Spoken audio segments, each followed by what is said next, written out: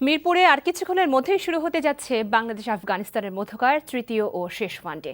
অনির্ধারিত ফাইনালে পরিণত হওয়া ম্যাচটিতে টস জিতে ব্যাটিংয়ের সিদ্ধান্ত নিয়েছে বাংলাদেশ। কঠিন অস্বস্তির ভেতরই চাপমুক্ত থেকে সিরিজ জয়ের লক্ষ্য মাশরাফিদের। কিন্তু তাদেরকে পারফরমেন্স দিয়ে চ্যালেঞ্জ ছুড়ে দেওয়া আফগানরা স্বপ্ন দেখছে জিম্বাবুয়ের পর দ্বিতীয় কোনো টেস্ট দলের বিপক্ষে ওয়ানডে সিরিজ জয়ের। সিরিজ শুরুর আগে বাংলাদেশ ফেভারিট থাকলেও মাঠে ব্যাটে বল আর ফিল্ডিংয়ে তাদের মানের ধারের কাছের ক্রিকেটেও খেলতে পারেনি। এদিকে এই সিরিজের পর ইংল্যান্ডের বিপক্ষে কঠিন সিরিজ, যে কারণেই রিদমে ফিরতে চাইছে বাংলাদেশ। আফগানিস্তান দলে এহসানুল ও করিম জান্নাত নামে দুজনের অভিষেক হতে যাচ্ছে আজ।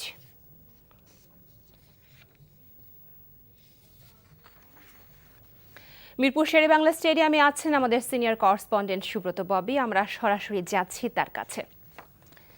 ববি, টস জিতে বাংলাদেশ ব্যাটিংয়ের সিদ্ধান্ত নিয়েছে। এই সিদ্ধান্তকে কেমন মনে হচ্ছে আপনার?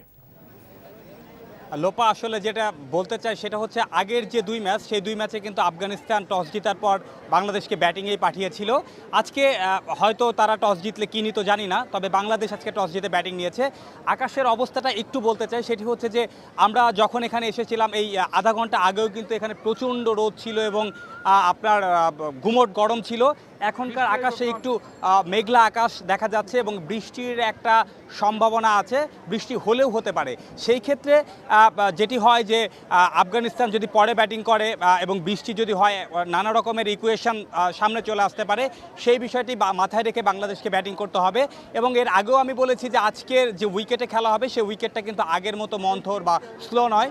এখানে বাউন্স যেমন পাবে বোলাররা, সেই ক্ষেত্রে কিন্তু রান হওয়ার সম্ভাবনা রয়েছে, অর্থাৎ স্পোর্টিং উইকেট। কিন্তু বাংলাদেশকে আসলে একটি জিনিস মাথায় রেখে খেলতে হবে যে আগের 4টি ম্যাচ যে এই পর্যন্ত আফগানিস্তানের সঙ্গে খেলেছে, তারা কিন্তু সব কয়বারই আফগানিস্তানের বিপক্ষে অল আউট হয়েছে। এবং বাংলাদেশের যে কয়েকটি বিষয় নিয়ে দুশ্চিন্তার কারণ রয়েছে, তার মধ্যে একটি এবং অন্যতম সেটি হচ্ছে ব্যাটিং লাইন আপ।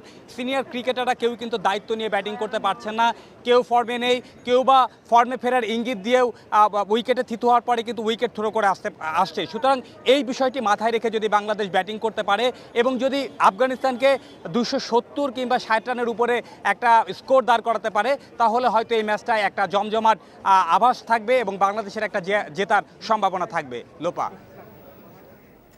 ববি, আপনাকে ধন্যবাদ।